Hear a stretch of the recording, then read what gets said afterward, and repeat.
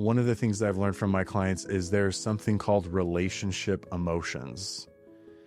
And if you are able to master these 4 emotions, it really does transform your relationship and how you resolve conflict. So what are those 4 emotions? The whole point of fulfilling our needs is so that we can start experiencing the fulfillment of giving back to God, others. This is the real food. This is the food that we eat, and we don't wake up feeling like our soul is empty. I know having a spiritual practice is so important. I know connecting spiritually and emotionally and listening to my emotions is so important. And I know that physical exercise is so important. I know all these things. And so why am I not doing it? Why is this just not happening? It's like I'm just kind of just so frustrated with myself because I know that these things will really help me. One of the main reasons why we don't engage in that is because acting on emotions as guides to truth. Stillness. Surrendering to what is. Seeking. Using my gifts with purpose. Light. This is the emotional blueprint.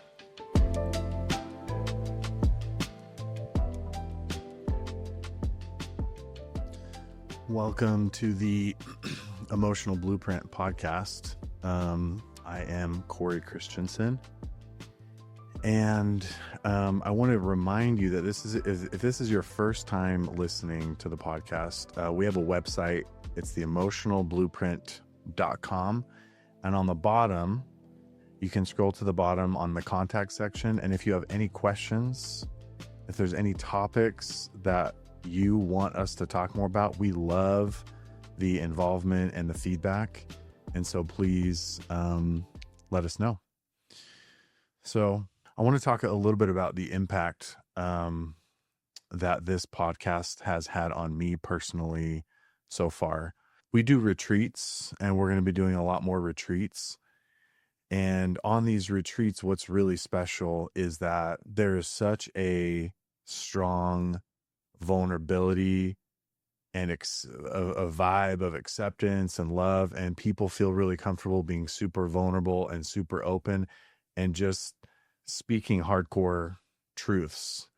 And when people do that, especially collectively, whatever walls that you have up, it just kind of knocks those out, and you are in your spirit and you learn things about yourself that are difficult to learn when there's not that type of just bold vulnerability and truth being spoken. And so the impact that this podcast has had on me so far has been just really meaningful to me, because it's broken down walls for me that I didn't know I had, especially about like my own story.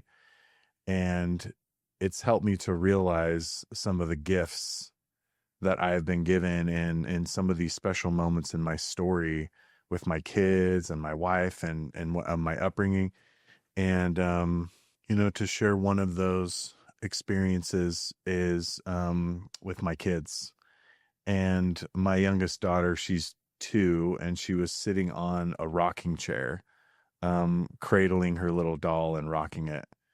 And my 5-year-old daughter came up to her and stomped on the ground towards her and put her hands on her hips and then ripped off my younger daughter's doll's head.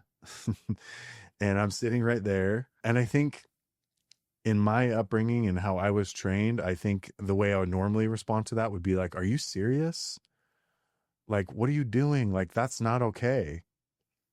And regretfully, I have responded like that in the past with my own kids. And then what happens? My daughter feels shame and goes into the corner and literally puts her hands around her head and just is, deep in shame. And in this moment, I'm kind of have a moment of stillness, and I'm like, I'm going to try something different. And my oldest daughter's name is Gray, the one that instigated this conflict. And I said, Gray, come here. And in a calm voice, I just said, "Hey, what's up? How come you ripped the doll's head off?" And she didn't say anything. And I said, "Was it because you were wanting to sit on the chair?" And she said, "Yes." I said, "Okay. So the only reason you ripped off the doll's head was just because you wanted to sit on that chair?" And she said, "Yep." I said, "Okay. Well, why don't we let Sage sit on there for a couple minutes and then you can take your turn?" And she said, "Okay, sounds good." And then after that, I say, "Hey, but there's a better way to do that. Come talk to mom or dad if, instead of just um, being aggressive." And she said, "Okay." So it just went so much better. So I'm very grateful for the guests and the co-hosts that have come on here. It's just brought so much more stillness and just broken down walls for me and helped me to become a lot more aware of who I am and how I interact with other people. It's the gift of when you're with someone and someone else is being very present, like Ernest and Kimberly and some of the guests we've had on here. Their presence, their spirit becomes a mirror for me to be able to see my own self. And that is the power of stillness and being really present with people. It's more powerful than words. That we can be a mirror for others so that they can see themselves and how they're acting or how they're treating us or what they're doing so they can see it, hopefully, So I want to talk a little bit more in detail about, we've been talking a lot about stillness on the podcast. We've been talking a lot about relationships. I want to talk a little bit about relationships. And one of the things that I've learned from my clients is there's something called relationship emotions. And if you are able to master these 4 emotions, it really does transform your relationship and how you resolve conflict. And so these 4 emotions, I think, are golden to understand a little bit better to really improve your relationship. So what are those 4 emotions? It's good to think of like a visual. I always kind of visualize trees in most cases in a lot of these examples. So the 4 emotions are anger, hurt, offended, and frustration. Kind of view anger as like the trunk of a tree, and that there's 3 roots underneath the anger: hurt, offended, or frustration. Okay. Why are these emotions important to master? The main reason why they're so important to listen to and to master is it helps you to know exactly what you're responsible for and what your partner is responsible for if you understand and listen to these 4 emotions. Why is that so important to know what you're responsible for and your partner's? Well, remember, most conflict arises when we are trying to point the finger and get our partner or our friend to take responsibility for what we feel like is their part. And by understanding these emotions, it helps us have a lot of clarity to see things for the way that they really are. I love what Christ taught. He said, well, I'll just read part of it. He said, "Why are you trying to take out the dirt or the mote that is in your brother's eye, and you're not considering the beam that is in your own eye?" So just this visual of like, you have dirt in your eye and your partner or your friend has dirt in their eye. And while you have dirt in your eye, you can barely see, you can't really see. And you're trying to clean the dirt out of your partner's eye. Like, it doesn't make sense. It's going to get messy. You're going to end up causing more damage, maybe just causing more problems. And so what Christ said is, "Thou hypocrite, first cast the beam out of your own eye, and then you will be able to see clearly to take the mote out of your brother's eye." Okay, so taking responsibility first before we try to pin that on someone else. How can I begin to master each one of these emotions? Well, anytime you feel anger is a very real emotion, but wherever there's anger, there is always going to be one of these 3 emotions underneath it: either hurt, offended, or frustration. Okay, so anger is like an arrow trying to point you to one, or it could be, you could be feeling a couple of these, but there's usually one main emotion underneath the anger. So I want to ask this question before so we don't get lost in this. And that is, we're going to be talking more about these emotions for sure, and kind of helping you develop a mastery. What is it, kind of a flashcard perspective, or kind of a quick note perspective that I can have for each one of these emotions to at least help me to be better at recognizing them, and then listening to them. So anger. What's a flashcard reminder for anger? Anytime you feel angry, flashcard, there's either hurt, offended, or frustration underneath it. Okay, Corey, well, that's not very helpful, because it's only helpful if you know how to listen to the other emotions. So we're going to talk about that. But anger is always pointing to one of those three. I really like the visual of viewing anger like a fire. It is the actual flame, but it can't just start on its own. It needs like wood, or it needs friction to heat, and friction to emerge. Okay. So that's the same within us. For anger is like the fire. It needs heat or friction to arise within us. And there's nothing wrong with feeling anger. We just want to recognize it for what it is. Let's talk about hurt for a second. So hurt, offended, frustration. Okay, so what's kind of a quick flashcard reminder for hurt? First off, like, how can I tell if I'm feeling hurt? Hurt is the more severe, and it's specific to like betrayal, lying, cheating, and abuse. Those are like the big four. Let's say you ask your partner, like, hey, I want to spend some time with you on Friday night. Like, what are your plans? And they say, oh, I'm really busy. I have to work until midnight. If you then later find out, or they tell you that they got off at 9 o'clock and then hung out with somebody else, okay, there's a little bit of deception and betrayal to that. Like, that can be a little hurtful. Okay, so the flashcard reminder for hurt is, anytime we feel hurt, the flashcard reminder is something needs to change. What's happening is not good for me, and something needs to change. So when you feel hurt, that's what we want immediately to come to mind. Something needs to change. We recommend kind of going to your partner and asking if they're willing to change. But if not, then you're going to need to make a change. So for example, you could say, hey, this was hurtful that you blew me off and spend time with somebody else. I'm hoping that we can figure this out. If they don't take responsibility for that and try to be better and work on that, the hurt is basically telling you that you need to take a step back in some way, and whatever that looks like. Something needs to change. And imagine hurt emotionally is like touching the stove. It's like, ouch, I just touched the stove. Well, don't keep doing the same thing. Don't keep putting yourself in a position. There's a powerful saying that I think is very true. When somebody hurts us once or twice, it's on them. But any more than that, and it's kind of on us. Okay, so super important to listen to, because if we, like we've talked about on the podcast, if we don't listen to hurt, we begin to engage in self-betrayal, and we begin to witness the gradual approach of our own internal disintegration. Okay, this does not lead to a place of worth and value. Quite the opposite.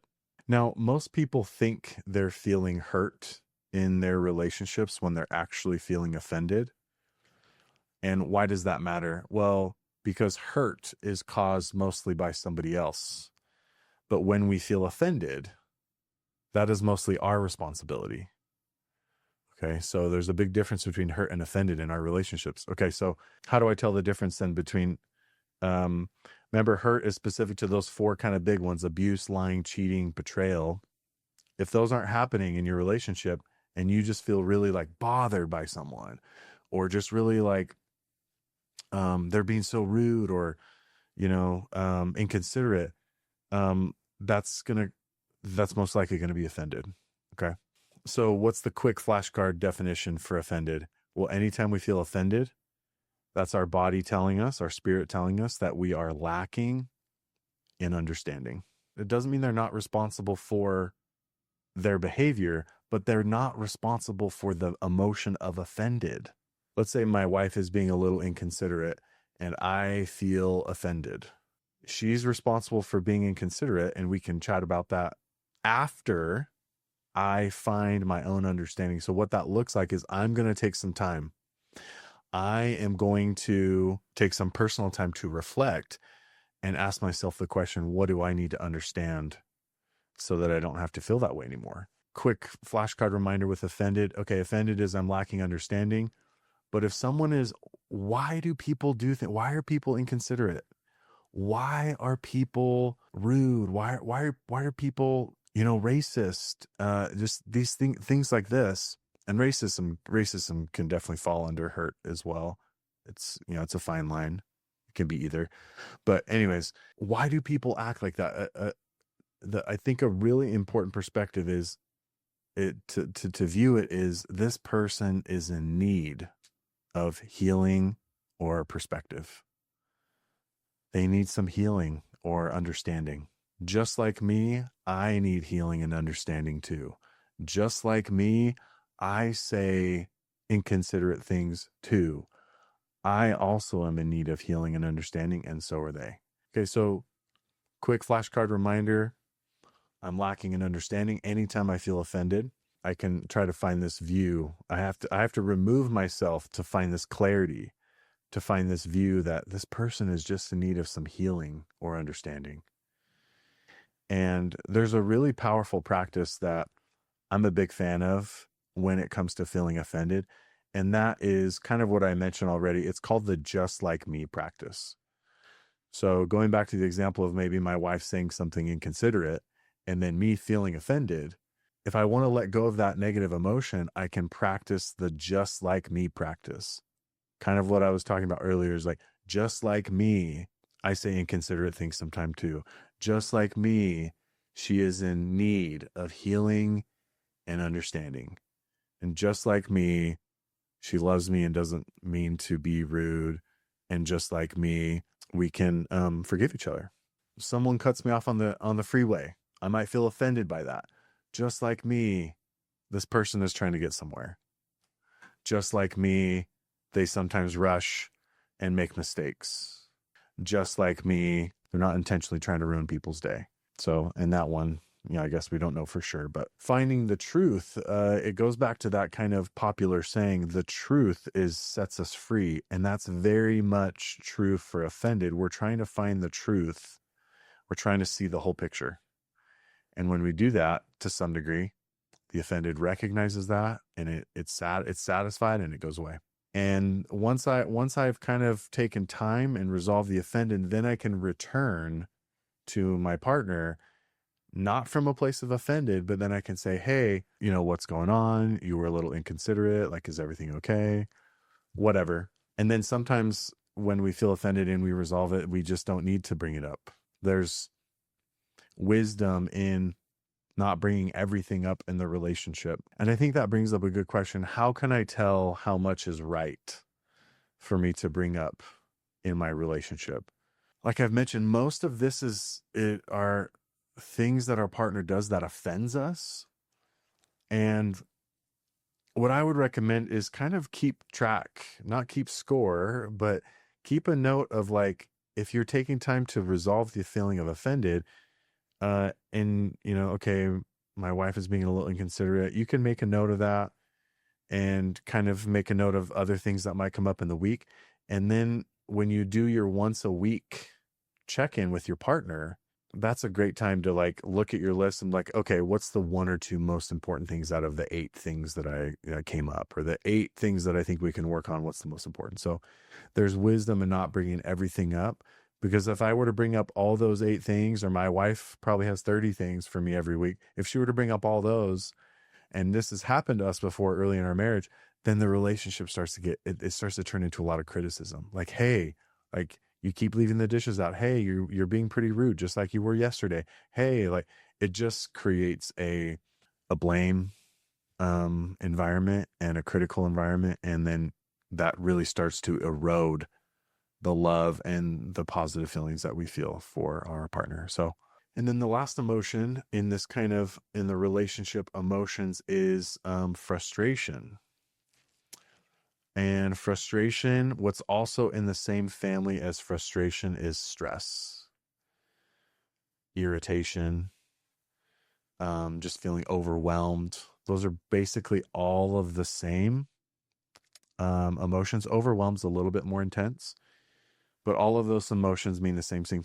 Same thing. So when we feel frustrated or stressed, the quick flashcard definition we want you to kind of memorize is, okay, there's some kind of personal imbalance that I'm experiencing. Okay. So, example, I'm using a lot of examples about my wife today. But let's say me and my wife are driving, and there's something really important that I want to say to her, but she is on her phone. And so I start to tell her this important thing, but she's not listening or present because she's on her phone. If I don't recognize that and accept it for what it is, if I keep trying to talk to her and kind of share this important thing that's on my mind, then I am going to end up feeling frustrated. So am I feeling frustrated? Is she causing me that frustration? No, I am causing it because I'm not accepting what is. She wants to be on her phone right now, and that is totally okay. It is important what I have to say. We'll talk about it in 10 minutes or later on tonight or whatever. Okay. We can't force people to do what we want. When we try to do that, we create our own frustration. And then oftentimes people try to blame that on other people. Okay. So in Buddhism, this is the exact definition of what they refer to as swimming against the current. We need to go with the flow of the current of life and be understanding and accepting of where people are at. And we make our adjustments based on that. I'm not saying that we can't ask people to, work on something or to shift something or to be aware of something. Like, that's really valuable. But, we just got to be careful with that. Like we just talked about, if we bring it up too much, then it erodes any feelings of love in any relationship.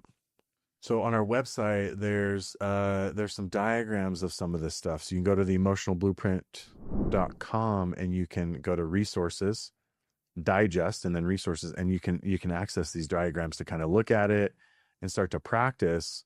It takes quite a bit of awareness and quite a bit of practice and time to master these.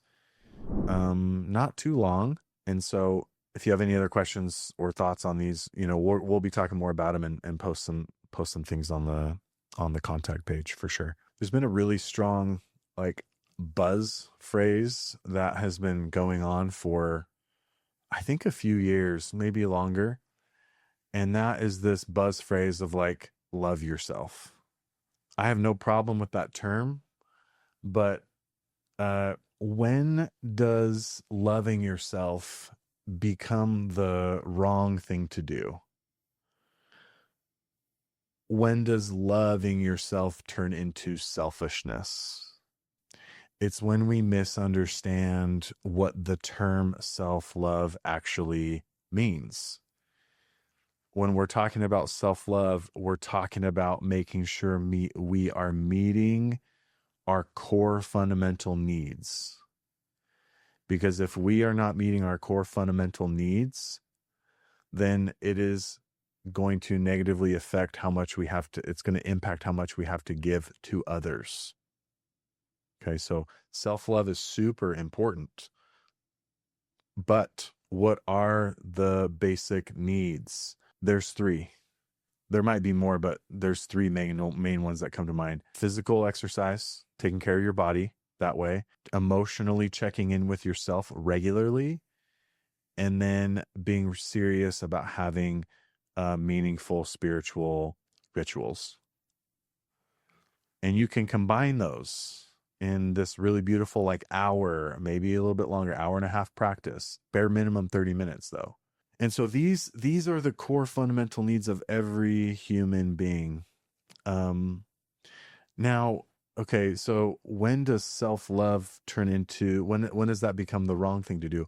Well, if I believe that my needs are golfing for 5 hours every other day or a few times a week instead of, helping my partner clean the house or spend time with the kids or spend time in relate, like spending time giving to other people, then it's not like those things are wrong. But what we see happening is we see this great shift of people starting to believe that their needs are, for example, golfing for hours and hours and hours, or video games for hours and hours and hours, or, these don't fall into these base needs of like a little bit of exercise, emotionally checking in, and spiritual connection.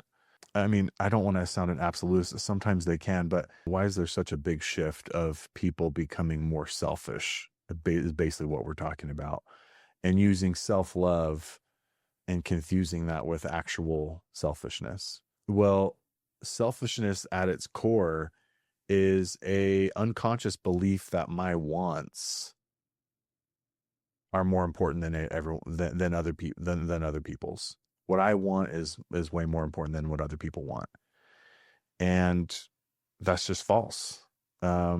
It's equal. So it's interesting on a deeper level. Why is selfishness growing? Well, there's so many reasons. We've talked about it in some prior podcasts, but one of the interesting reasons that I've seen in some clients and collectively as I've meditated on this is an interesting combination that I see a lot is if somebody gets, for example, let's just say a man gets not enough love or connection with his father growing up, but almost gets too much over involvement from their mother. So it's this really confusing message because they're not feeling enough from their father, that father relationship, but then they're getting too much. So it creates this really confusing internal worth of seeing things where deep down they feel insecure and not enough, but then they're being told that they're a really important, special, the believe a special and more, and taking that to believe they're actually more important than other people. So this pursuit of self-love, if it's done in the wrong way, it's never going to, no matter how much they golf, no matter how much they love themselves, it's just not going to be enough. The most important thing that somebody could do, if this connects with you in any way, usually we're not aware of this when we're doing it, but one of the quickest practices that can help you begin to not only see this, but to start to fill that hole more is having a really meaningful spiritual practice. Listen to almost any of the prior podcasts and they will break down and talk about how to do that. I think we pretty much talk about that in every single one. There's this really powerful story in the Bible that talks about this. It talks about a very hungry man that has no food, and he falls asleep and he dreams of eating this feast. But when he wakes up, his soul is empty. What does that mean? It means that there's so much deception and counterfeit fulfillment in the world. Tying this back to what we're talking about, do I actually know what I need? Do I know how to actually fulfill what it is that I need? And am I willing to make the sacrifice to do that? We've highlighted a few things of what basically what we need. And prior podcasts will break down specifically what that emotionally and spiritually looks like. But I want to talk about, why is it so difficult? Like, there's this, I think this is so relatable for me, to be honest. And because I still engage in this, what I'm about to say, and many other people, is like, I know having a spiritual practice is so important. I know connecting spiritually and emotionally and listening to my emotions is so important. And I know that physical exercise is so important. I know all these things. And so why am I not doing it? Why is this just not happening? It's like I'm just kind of just so frustrated with myself, because I know that these things will really help me.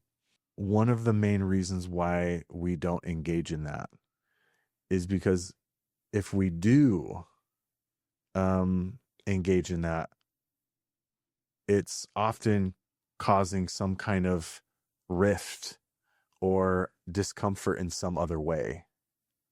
Okay, for example, one of my friends was opening up to me about how she knows she needs to have more personal time and do some of these things. And she's so frustrated that she's not doing them. But if she does, like, her husband is going to get mad at her. And he's a great guy. They're just used to this dynamic of her basically giving quite a bit in their relationship. And so she starts taking an hour every day.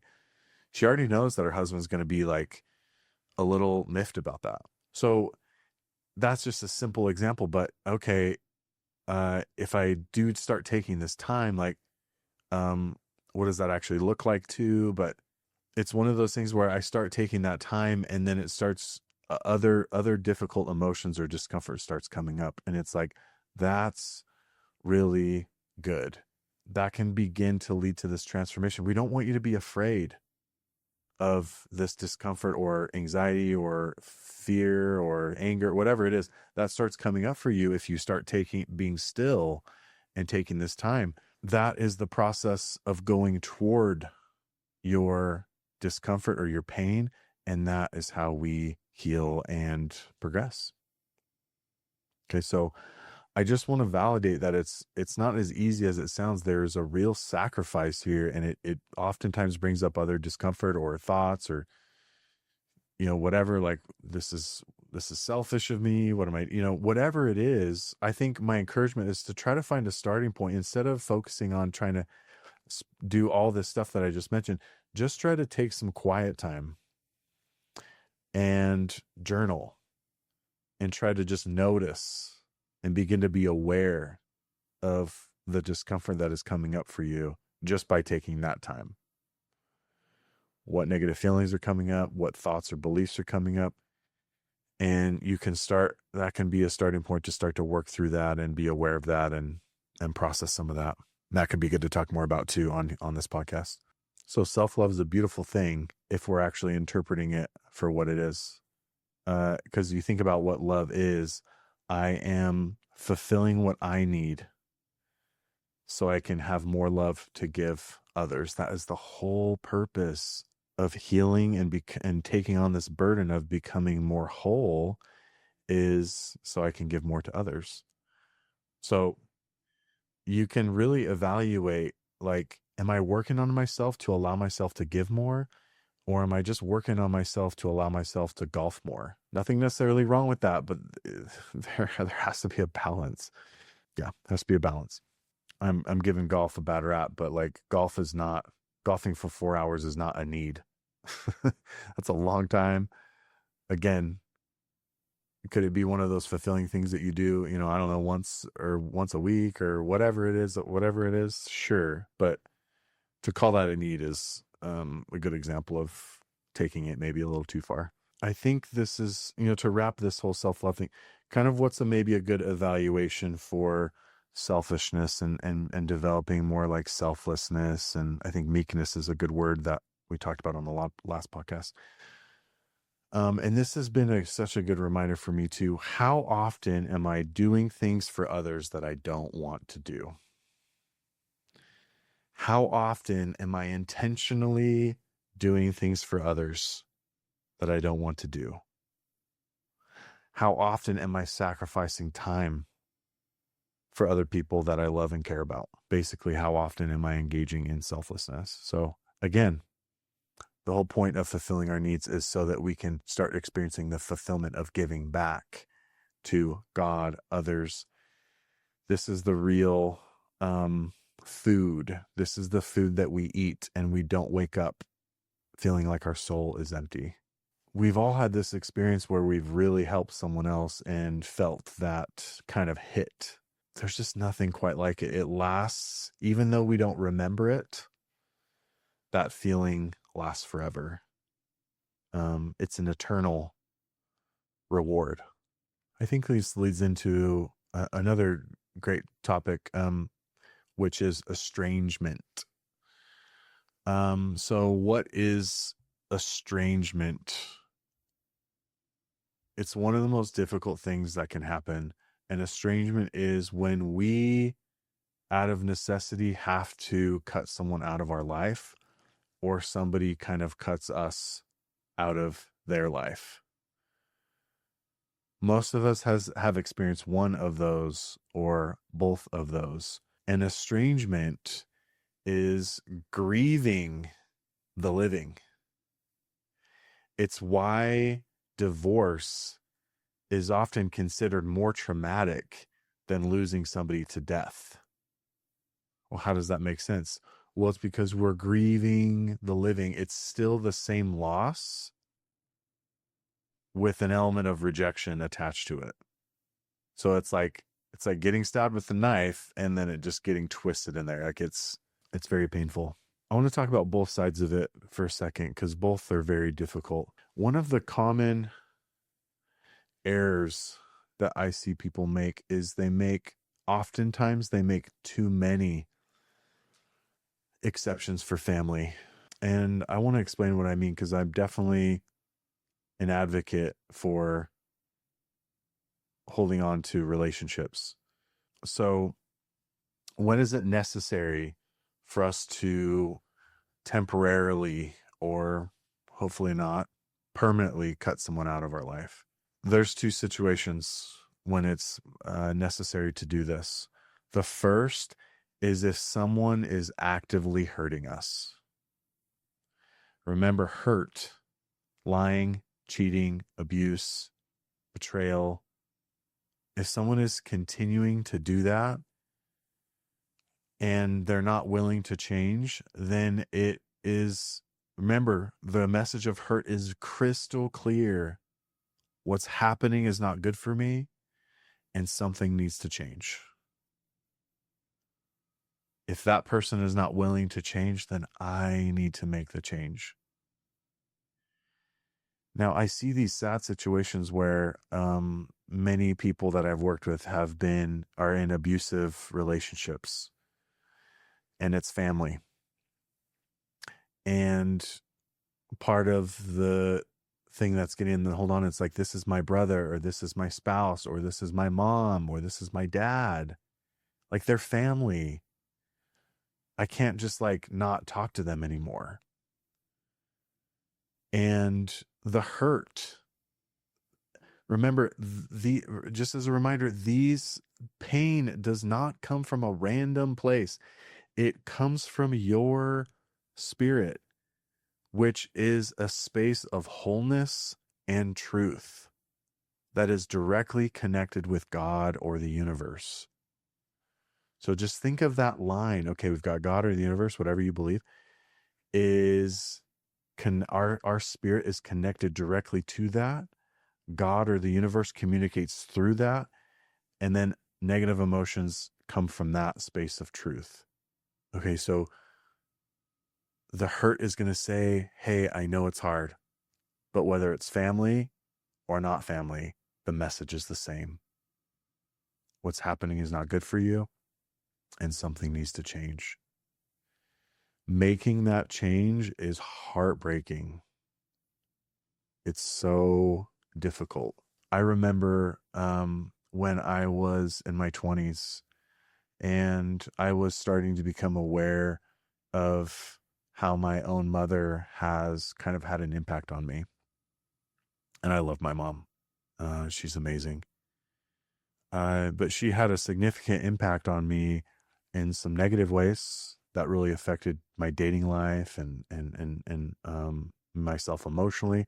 But uh, there was so much beauty that I have gained from that, and I'm just so grateful for my mom.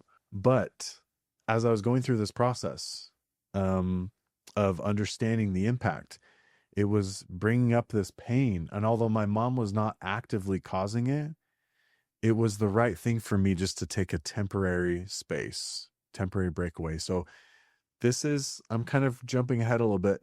This is the second reason why it might be important to temporarily distance ourselves from somebody, is because when I'm actively around them, it's causing me triggers. It's bringing up my past pain. Like, this is why therapy is the busiest at the beginning of the year, because people go home for the holidays.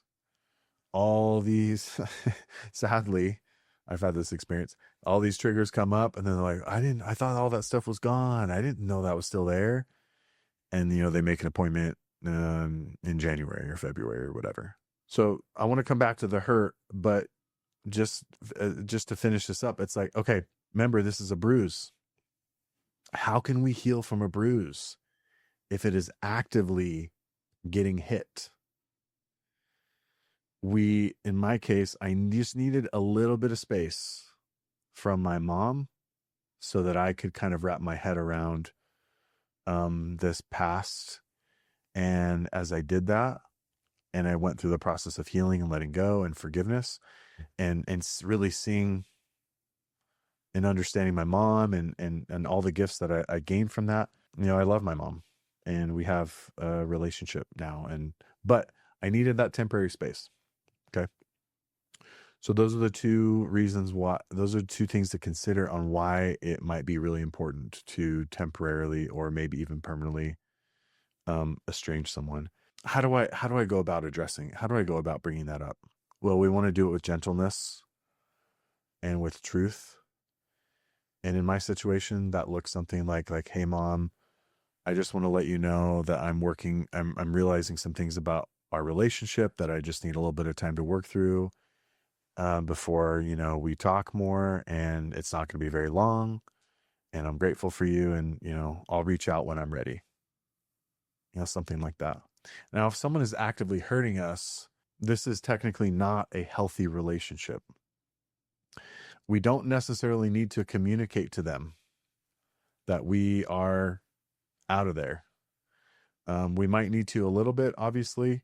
The concern I have about doing that at times is some people try again to get the person to understand, and this person is actively hurting you, which is usually indicative is they're not in a place where they can really understand you. Remember, they're in need of healing or understanding before they can be right for you.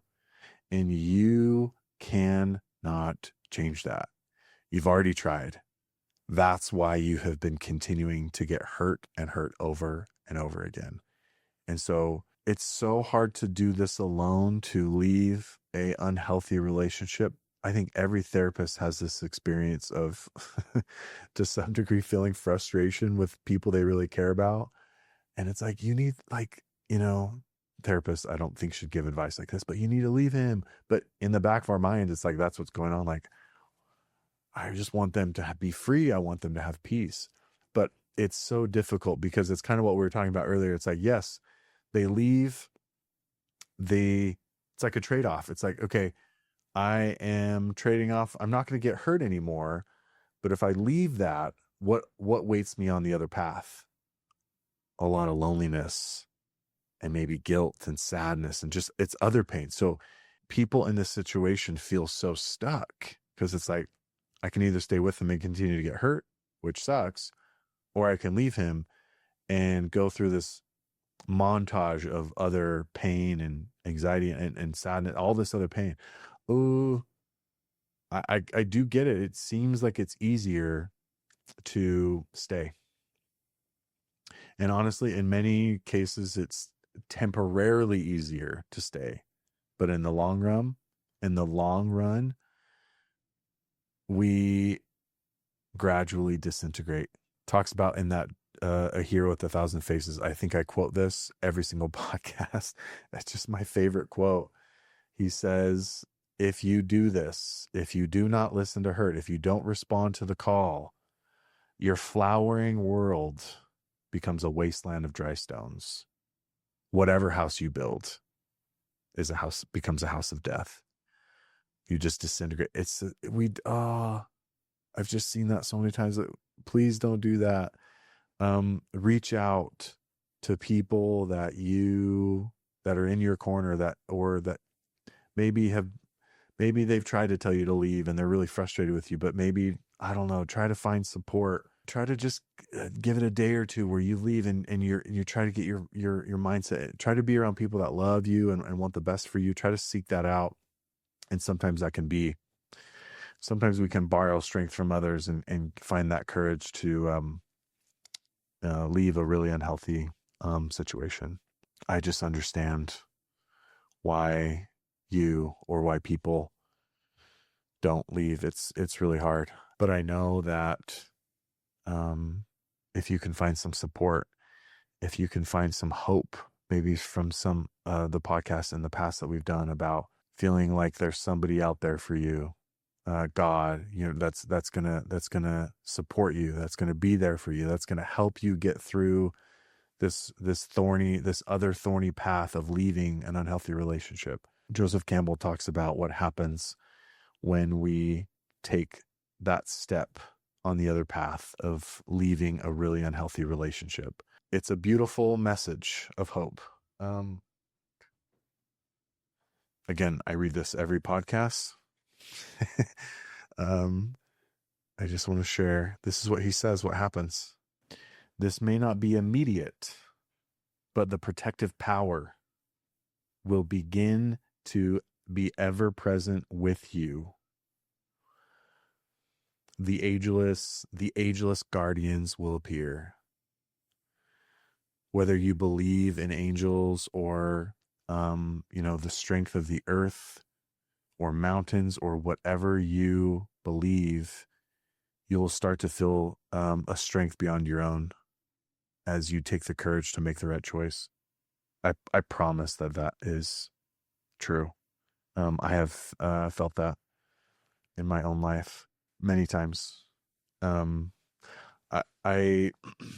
just to share one little nugget on that. I dated a lot in my 20s. It was a up and down, loss, love and loss and love. It was a roller coaster for 10 years. But I remember in my early 20s, I was engaged to this awesome girl. And I was working for her dad as well. And so I was very enmeshed in this world. And in one day, we broke up. We were engaged at the time. We broke up and I lost my job. And my world was shattered. And I did not know, I think I was probably 22, 23 probably at the time. I did not know then what I know now, but there was a very real strength. I had no idea how to deal with emotions when I was 22, 23. No idea, like most of us. I don't ever remember consciously thinking this, but I remember this experience of being in my parents' basement, and just thinking about what had just happened. And something came to me and told me how important it was to just feel it, to just embrace the pain and just feel sad. And I don't know if I've ever broken down like I did that day. Again, I forgot about this experience, but as we're speaking truth and we're trying to learn together, our walls break down, and it's just such a beautiful promise. One only has to know and trust, and the ageless guardians will appear. If you respond to the call of your emotions or the spiritual call, the spirit or God or your emotions, it's all kind of connected. And you follow courageously as the consequences unfold. The hero finds all the forces of the unconscious at his side. Mother Nature herself supports the mighty task. It's just a beautiful promise that I have experienced. It is conditional, though. This usually involves pain being on the other path, and so you have to choose. You have to be in your room and choose to feel that. And then the support comes. In other words, what does it mean to respond to the call? It means to go toward emotion or pain, not run away from it. Remember, running away from it is refusing the call. And that's what leads to our disintegration. That's what leads us to stay in unhealthy situations. Okay. Let's talk a little bit about what if somebody cuts us off? That's super painful. If we can be honest with ourselves and ask ourselves, are they justified in doing, are they cutting us off? Are they justified for doing that? Am I hurting them? Am I actively hurting them? If I am, then they're doing the right thing. And I need to take a really difficult look at myself and ask myself, what can I do so that I don't hurt others in the future? What can I learn from this? It's I have so much respect for people that can do that. It's a sacred question. Perhaps the most sacred question we could ask is, what can I do? What can I learn from this so that I don't hurt other people? What can I learn from this so that I can help others more? Those are just sacred questions. When people ask those type of questions in therapy, there's a very real kind of spirit of change or reverence to those that is really beautiful every single time. What if we take an honest look at the mirror? What if it's not justified? What if it's totally unfair and we don't agree with it? Then that's really difficult. That's going to bring on some sadness, and you have to lean into that and feel that. After feeling this loss and feeling this sadness, then we want you to ask yourself, okay, is there anything I can learn from this? And we want you to seek, obviously sadness specifically means a loss of hope. So we want you to seek some hope. And we've talked about that in prior podcasts quite a bit, in several. But the truth is, if somebody just totally unjustifiably does that, again, it's important for us to reflect and try to learn from it after we feel our pain, regardless of how responsible we are. There's always a surface lesson that we can learn, and then also a deeper lesson. Okay. Example, the guy that gets caught drinking and driving, the surface lesson is, okay, I shouldn't drink and drive anymore. But then the deeper lesson might be something like, I want to really understand what causes me to lose control and to not listen to others. Like, that's a beautiful, deeper opening that can lead to a transformation for somebody. It's the depth that leads to transformation. I think when somebody cuts us off and it's not justified, I think the two main emotions that are most likely going to come up are you're going to be feeling offended by that and maybe even angry. And if we're talking about the offended, remember, it's what we talked about before. This is a beautiful time to realize this simple truth. Like, you know what? Finding this understanding of they're in need of healing and understanding. And that's why they're doing this. And finding a way to be okay with that is part of the sadness. We have to feel the loss. And then we have to seek that hope, which is turning toward something greater than ourselves and asking the question, the question, what question do I need to ask that if I got an answer to is really going to help me feel better? I'll share this. I shared this on one of the earlier podcasts. Another dating story. Well, there's one of my 20s are coming to my mind today, apparently. I think 30 or 31. I was dating this amazing girl, totally in love with her. She randomly breaks up with me, completely unexpectedly. We have a trip to Italy planned in a couple weeks. I'm walking up to my apartment and I just feel the weight of the sadness. And I know at this point what sadness means. Okay, I need to seek hope. For me, that looked like praying and asking the question, Am I going to marry this person? And are we still going to go to Italy? And I had one of the most powerful experiences in my life. I had this rush of peace and love come up and within me. And the words which emerged from that were, you're going to go to Italy with her and it's going to be amazing. And you guys are going to get married. And my deep sadness after I felt it and asked these questions and sought this spiritual wisdom turned into this beautiful hope. Hope is meant to replace sadness. Sadness literally means I'm experiencing a loss of hope. So we need hope to replace it, which is the truth about what we can't currently see. And so it's kind of it's a spiritual thing for all of us.